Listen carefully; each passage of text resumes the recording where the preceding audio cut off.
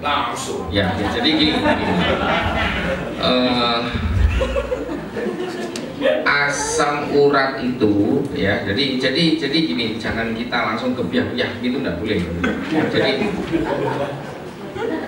asam urat itu kita harus lihat masuk lewat mulut ya, dia punya nilai normal di dalam tubuh. Untuk wanita normalnya 2-6 ya, di bawah 2 tidak boleh, di atas 6 tidak boleh ya. Nah, asam urat itu masuk ya, dia dipecah dari basa kuring namanya ya, masuk plek dipecah menjadi asam urat, ada fungsinya ya, membentuk steroid ya. Nah, kalau kebanyakan sama dia disimpan di depo, yaitu di sendi-sendi ya, dia di depo di sana bentuknya seperti kristal ya. Jadi itu seperti pengeluarannya diekspresikan melalui ginjal ya. Nah ini kalau sampai asam uratnya tinggi, artinya yang masuk kebanyakan atau yang keluarnya kurang, betul ya? Betul. Nah, kalau yang keluarnya kurang berarti kan ada kelainan di fungsi ginjal, betul. Nah, tekanan darahnya berapa, Bu? Nah, berarti tidak, mungkin itu tidak ya, mungkin tidak, dengan usia sekian kemudian mungkin tidak. Nah, berarti kan yang masuk, betul ya, kita anggap semua kalau normal tidak dicek apapun berarti masuknya terlalu banyak ya. Nah, kalau masuk terlalu banyak dikasih super green, nah gontok-gontokan sama obat ya kan. Nah, jadi asam urat itu, kolesterol, asam urat, hal-hal yang seperti itu ibaratnya adalah seperti kotoran ya toh. Rumah kotor, kita sapu seret bersih, kotori lagi, kotor lagi, sapu lagi bersih, kotori lagi gitu kan. Betul ya Bu ya? Siapa bisa jamin rumahnya bersih terus aja? Ya nggak bisa ya. Jadi tetap bagaimanapun diet itu penting. Jadi tadi juga sama halnya seperti untuk masalah gemuk ya, untuk masalah kegemukan. Kegemukan ini masalah paling sulit sekali. Bahkan dokter kecantikan sampai tobat gara-gara orang gemuk ya. Mau ususnya udah diikat, lambungnya udah diikat, brodol itu ya. Jangankan ini ya, sampai udah diintervensi sedot lemak, usus diikat, masih gemuk. Karena lawannya itu bukan masalah obatnya jelek, ini lawannya lidah ini loh ya. Lawannya itu adalah nafsu ya, nafsunya orangnya ini ya. Nah, yang nggak mau dikasih tahu ya kan. Nah, makanya dikasih obat untuk turunkan, dia tambahin terus, nambahin terus. Nggak bisa. Jadi tetap diet. Jadi kalau dia terjadi overweight, artinya berarti yang masuk sudah terlalu banyak ya. Jadi tidak mungkin ya, masuknya dikit tiba-tiba gemuk. Terus siapa yang buat lemaknya? Nggak mungkin, pasti curi-curi ya, nggak tahu apa itu. Kerupuk jangan dianggap remeh. Satu kerupuk bisa 100 kalori Pak. Minyak ya toh, minyak ya loh. Minyak itu kolesterol, bahasa kolesterol itu bahasa Jawanya minyak itu ya. Ya, jadi kolesterol juga minyak kalau masuk terlalu banyak ya bahaya juga. Pernah tahu minyak yang turu katanya orang-orang? Tahu? Kalau minyak dingin beku kan? Nah, minyak kalau di dalam darah kalau dingin gimana? Beku juga. Kalau beku apa? Ya kemeng. Bisa dingin. Kemeng bisa. Paling sering adalah pada perifer, di tangan kaki ya. Kan ini kecil-kecil kan? Ya. Nah, katanya dianget-anget bisa enak ya. Ya toh, mau anget kemudian lagi.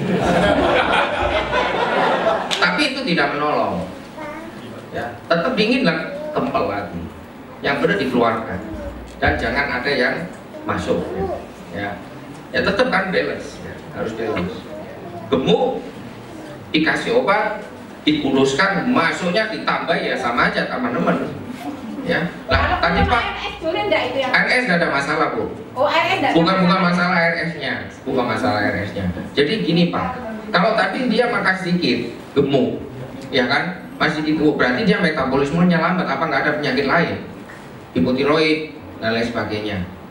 Tapi gagal ya? Enggak ya? Gagal dia tempat saya. Gagal. Lancar gitu. Nah jadi mungkin hipotiroid jadi di sini jadi tekanan mulai terlalu rendah, dia jadi metabolismenya lambat, akhirnya gemuk gitu. Ya. Nah jadi kalau misalkan nggak makanannya sedikit kok gemuk ya, kok aneh ya gitu. Nggak mungkin, itu mesti ngemil-ngemil itu. Pasti ngemil-ngemil. Nggak mau cerita. Ya, jadi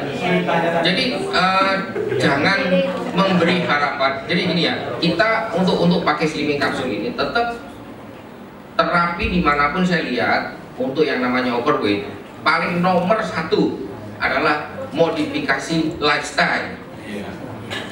Nomor satu, karena orang gemuk paling susah di sini. Ya, obatnya gampang. Dia mau minum obat, tapi dia juga mau makan, susah kan? Gitu, nggak akan bisa. Kalau obatnya aja, pakai ini pasti kurus, kamu nggak usah makan tetap aja gitu, nggak bisa. Ya, nggak bisa. Makan harus dikurangi. Kalori, khususnya kalori, seperti saya tadi bilang, jangan ini, kalori nggak penting, yang penting nutrisi. Kalori yang boleh masuk cuma seperti tadi hitungannya dari Dr. Tony ya, 25, 30 per kilogram tadi, tapi dari berat badan normal. Jangan dari berat badan saat itu. Berat badan 100 kilo langsung kali 25 kebanyakan ya, dari berat badan normal. Ya, dari berat badan normal. Kalau mau mengecilkan, kurangi sedikit. Ya. Ya, Pak. Jadi jangan kita kamu gemuk pakai ini pasti kecil, jangan Pak. Tetap kamu bisa nggak ini di stop lah, kalau saya suruh stop minum gini ya sama aja gitu. Enggak ya, nggak sama, lebih cepat dan lebih sehat ya. Jadi dia bisa kita yang slimming ini ya, selain diuretik dia adalah antioksidan dan dia juga adalah pembersih usus ya. Ususnya itu bisa bersih, steril ya, dan dia memperbaiki sensor makanan. Jadi maksudnya ada gut brain axis namanya ya. Jadi sensor makanan pada orang gemuk sudah rusak, saya sudah bilang tadi. Mungkin kalau dia mau makan terus mesti perlu ditok-tok gitu di kepalanya supaya hangnya hilang ya. Gitu. Ya. Gut brain axis. Jadi kalau dikasih ini dia akan memperbaiki gut brain axis. Ya. Dan flora-flora normal yang ada di usus itu lebih bagus.